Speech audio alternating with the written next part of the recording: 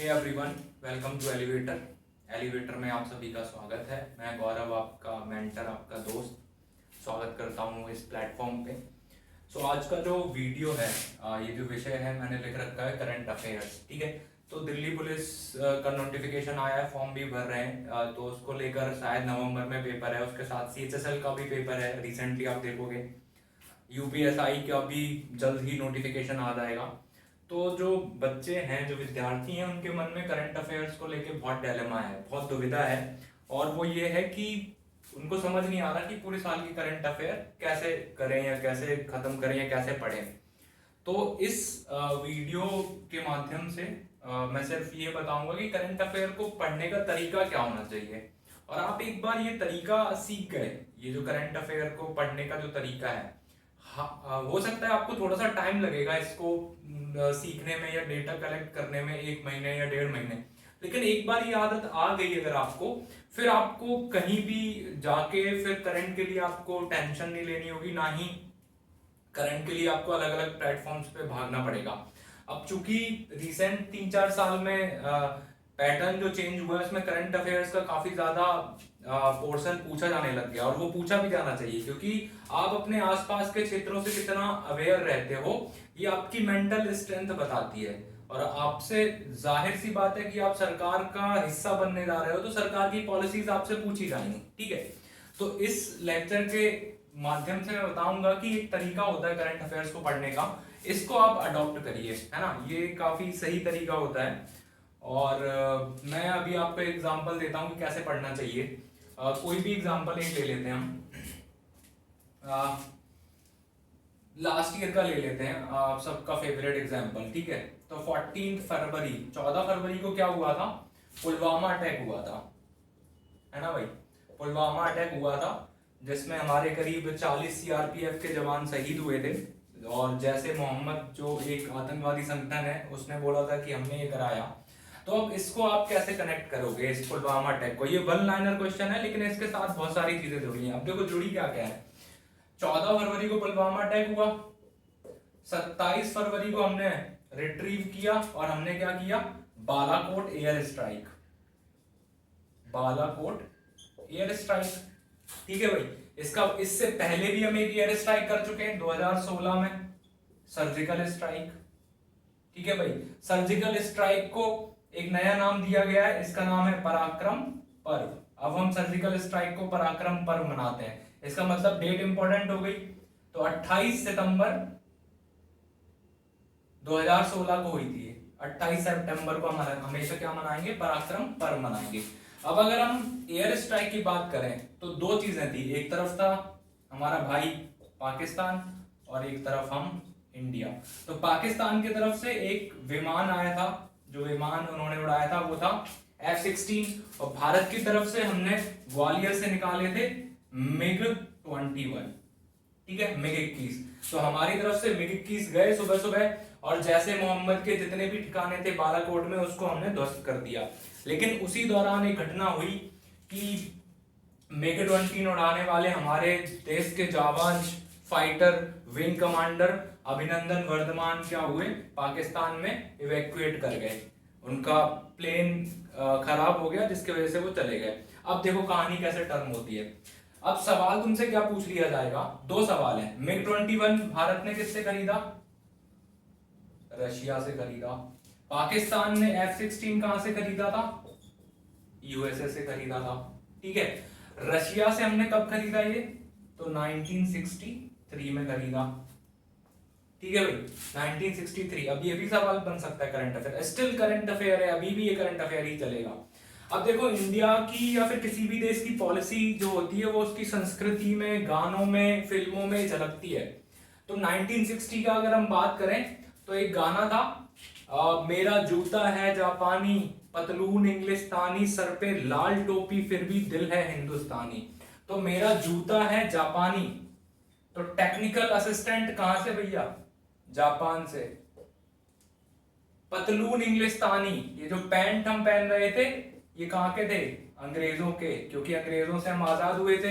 Industrial revolution वहां हुआ, industrialisation आया, हमारे जो हाथ से जो चरखा से बनाने वाली चीजें थी, कतगरगा जो मार्केट था वो खत्म हो गया। तो पतलून इंग्लिस्तानी, सर पे लाल टोपी रेड, रशिया की लाल टोपी रशिया। तो मिलिट्री का जितना भी सामान है रक्षा से, वो कहां से लिया हमने? रशिया से। इसीलिए आप देखोगे कि 1950 से लेके और 2010 तक रशिया से हम सबसे ज्यादा मिलिट्री का सामान लेते हुए चले आए। सर पे लाल टोपी फिर भी दिल है हिंदुस्तानी। ठीक है भाई, तो रशिया हमारा अच्छा अलाय है।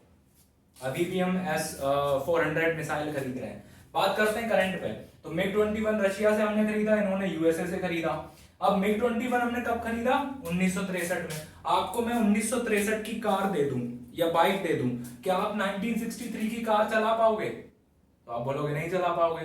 तो इट मींस कि 1963 का जो हमारा फाइटर प्लेन है वो आज भी उड़ रहा है। तो वो क्या सही सलामत उड़ रहा होगा? तो उसका कोई ना कोई अपग्रेड कर रहा होगा। तो जितने भी फाइटर प्लेन है इसका अपग्रेडेशन कौन करता है? तो अपग्रेड करता है HAL hall, Hindustan aeronautics limited. ठीक है, और इसका हेडक्वार्टर है कहां? तो हेडक्वार्टर है बेंगलुरु। ठीक है भाई, अभी भी करंट का सवाल है। अब आपसे पूछ लिया जाएगा हॉल का हेडक्वार्टर कहां है, तो आप बोलोगे कि पता नहीं, स्टैटिक सवाल आते हैं, करंट का तो था ही नहीं। ये अभी भी करंट है, समझ रहे हो? अब दूसरा सवाल, पाकिस्तान को F-16 कैसे यूएसए ने दिया? तो दो चीजें हैं, एक होता है नेटो। अब नेटो एक संगठन है, नॉर्थ अटलांटिक ट्रीटी ऑर्गेनाइजेशन या फिर नॉर्थ अमेरिका ट्रीटी। अब हुआ क्या था, दो लड़ाइयां हुई, फर्स्ट वर्ल्ड वॉर और सेकंड वर्ल्ड वॉर। ये जो फर्स्ट वर्ल्ड वॉर हुआ ये हुआ 1914 से लेके 1918 तक। ठीक है भाई, और सेकंड वर्ल्ड वॉर जो हुआ ये हुआ 1939 से लेके 1945 तक। अब ये जो दो वॉर हुए, बहुत बड़े वॉर, और 1945 के बाद यहां से यूएस इमर्ज हुआ एज अ सुपर पावर।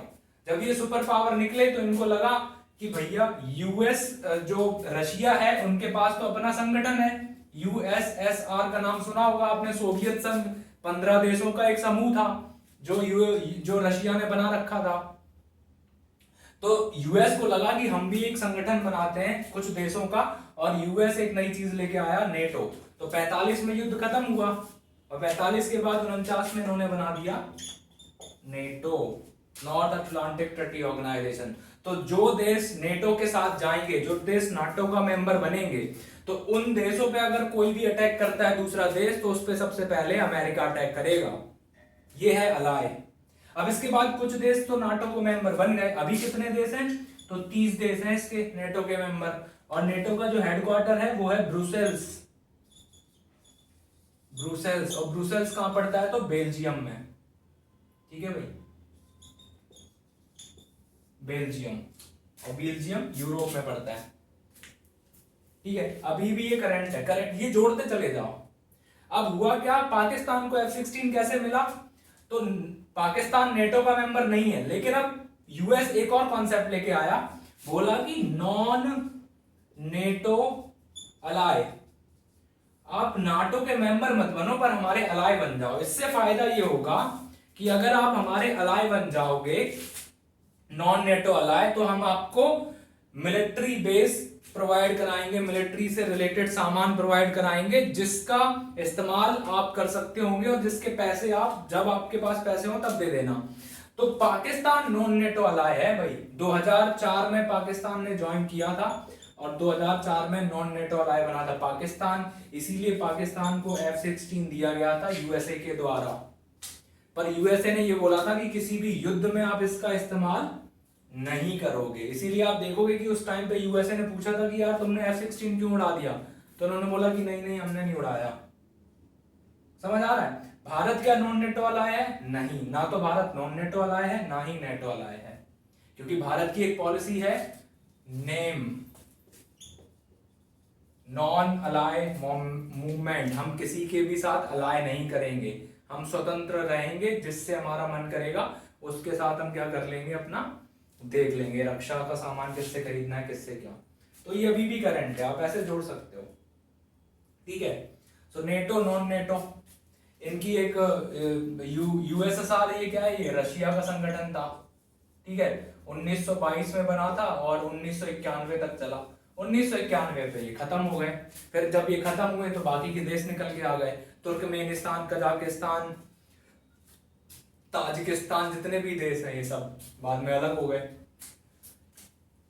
ठीक है, अभी भी करंट का ही क्वेश्चन चल रहा है। अब हुआ क्या था, इंडिया की तरफ से जो वर्धमान साहब थे वो जैसे इवैक्यूएट करते हैं तो पाकिस्तान की आर्मी उनको पकड़ लेती है।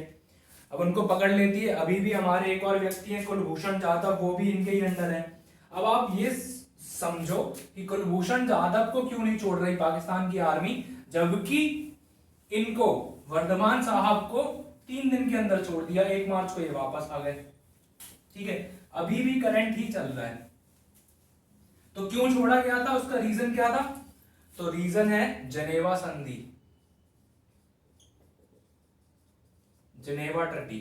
अब हुआ क्या था, जब वर्ल्ड वॉर चल रहे थे पूरे विश्व में, तो उसके बाद वर्ल्ड की कुछ कंट्री सामने आई और उन्होंने बोला कि वर्ल्ड वॉर जो होती है या जो लड़ाई होती है, तो एक जो सोल्जर है वो अपने देश के लिए लड़ रहा है और एक जो दूसरा सोल्जर है वो अपने देश के लिए लड़ रहा है। अब ये लड़ते लड़ते इधर पहुंच गए, इन्होंने कब्जा कर लिया इस जमीन पे, तो ये सोल्जर इनके हो गए। अब ये देश क्या करेगा, ये देश स्लेव बना लेगा सोल्जर्स को। तो एक सोल्जर्स जो है वो अपने देश के लिए जी जान से लड़ता है और दूसरे देश में अगर वो पहुंच गया तो दूसरा देश क्या करेगा, स्लेव बना लेगा। ये अच्छी बात नहीं है, इससे सोल्जर्स का मोटिवेशन क्या होगा, गिरेगा, सैनिक ज्यादातर भर्ती नहीं होंगे सेना में।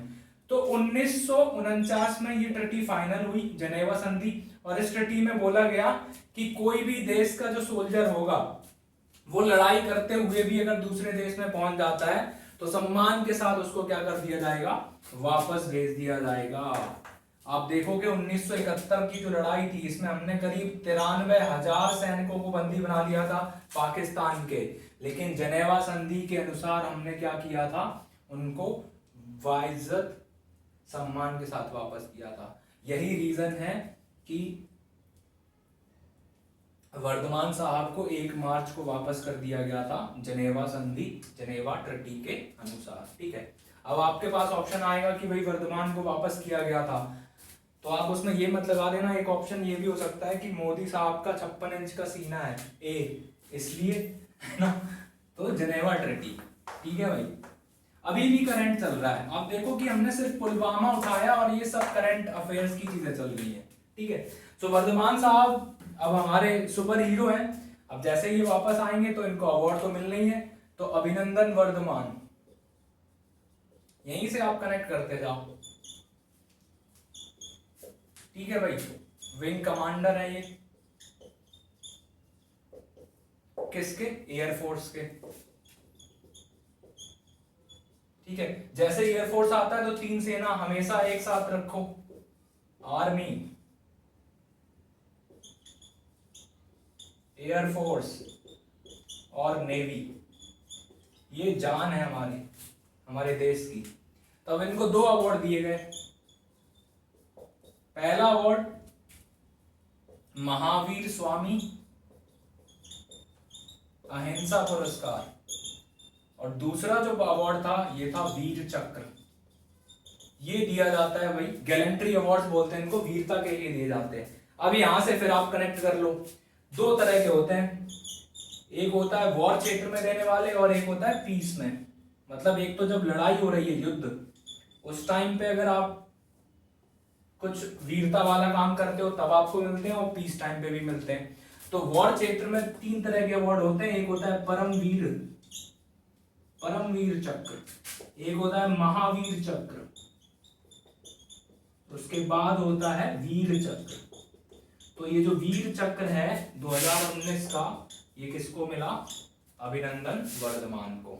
ठीक है, ऐसे ही पीस, जब शांति का काल होता है उस टाइम पे भी 3 अवार्ड दिए जाते हैं, एक होता है अशोक चक्र, एक होता है कीर्ति चक्र, और एक होता है शौर्य चक्र। ठीक है भाई, तो ये गैलेंट्री अवार्ड्स हैं, वीरता के अवार्ड हैं। अब जैसे ही आपने परमवीर चक्र का नाम सुना, यहां से एक चीज याद रख लो, सबसे पहला परमवीर चक्र किसे मिला था, तो मेजर सोमनाथ शर्मा, मेजर सोमनाथ शर्मा। अब अभी भी करंट है, लेकिन आपने कितनी चीजें खोल दी हैं। अब हम आर्मी, एयरफोर्स, नेवी की बात करेंगे। तो आर्मी के चीफ कौन है अभी? मनोज मुकुंद नरवणे। एयरफोर्स के चीफ RKS भदौरिया। नेवी के करमवीर सिंह। अब हुआ क्या है, इस साल एक और बड़ी घटना हुई थी। क्या हुई थी? ये जो तीनों सेनाएं हैं हमारी, तीनों ये जान हैं, इनके बीच में कोऑर्डिनेशन नहीं बन पाता कई बार, ठीक है, क्योंकि इनका जो हेड होता है वो होता है राष्ट्रपति। तीनों सेनाओं का जो हेड है वो कौन है? राष्ट्रपति है। अब राष्ट्रपति को इतनी नॉलेज है नहीं आर्मी, एयरफोर्स और नेवी की। तो 1999 के कारगिल के वॉर में खासकर ये चीजें देखने को मिली थी कि आर्मी ने मांग करी एयरफोर्स की, एयरफोर्स वालों ने बोल दिया कि अभी हमारे पास टेक्निकल सपोर्ट नहीं है, हम थोड़ा लेट, मतलब उतना जल्दी नहीं पहुंच पाए।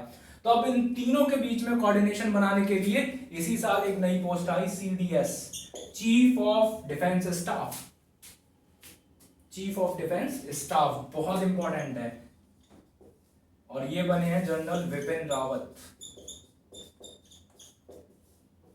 अभी भी करंट है, इनके डेज भी यही याद रख लो। आर्मी डे मनाते हैं 15 जनवरी को, एयरफोर्स डे 8 अक्टूबर को, नेवी डे 4 दिसंबर को। इस बार जो आर्मी की जो परेड हुई थी वो बहुत इंपॉर्टेंट है। 26 जनवरी को हमारी क्या होती है? रिपब्लिक डे मनाते हैं। रिपब्लिक डे को गणतंत्र दिवस बोलते हैं। इस दिन परेड होती है, और इस परेड में एक बहुत ही शानदार, मैं बोलूंगा, कैप्टन है हमारी, कैप्टन क्या नाम है इनका? शेरगिल, तान्या शेरगिल। तान्या शेरगिल, इन्होंने पूरे मैन जो आर्मी के कंटिजेंट होते हैं जो ऐसे चलते हैं, तो मैन कंटिजेंट को इस बार रिप्रेजेंट किया था कैप्टन तान्या शेरगिल ने। और इस बार 26 जनवरी को हमारे चीफ गेस्ट थे, हम हमेशा एक चीफ गेस्ट को बुलाते हैं, तो इस बार के जो चीफ गेस्ट थे वो थे ब्राजील के प्रधानमंत्री जेर बोल्सनारो। तो एक चीज से हमने इतनी चीजें कनेक्ट करी, और मुझे लगता है हम लोगों को 15 से 20 मिनट ही हुए होंगे। तो ये तरीका होना चाहिए करंट अफेयर्स को पढ़ने का, इसमें आपका स्टैटिक भी कवर होता है और करंट भी कवर होता है। हालांकि मेरे पास इतना समय नहीं रहता, क्योंकि मैं अभी UPSC को लेके एक हमारा जॉइंट है, हमारा स्टार्टअप है कार्टोग्राफी IAS, उसके तरफ से मैं वहाँ पे थोड़ा बिजी रहता हूँ। बट हालांकि मेरे को अगर टाइम मिलता है तो मैं कुछ स्टैटिक पार्ट और कुछ करंट पार्ट आप सबको प्रोवाइड कराऊंगा। बहुत जल्दी इस पे मैं काम करूंगा।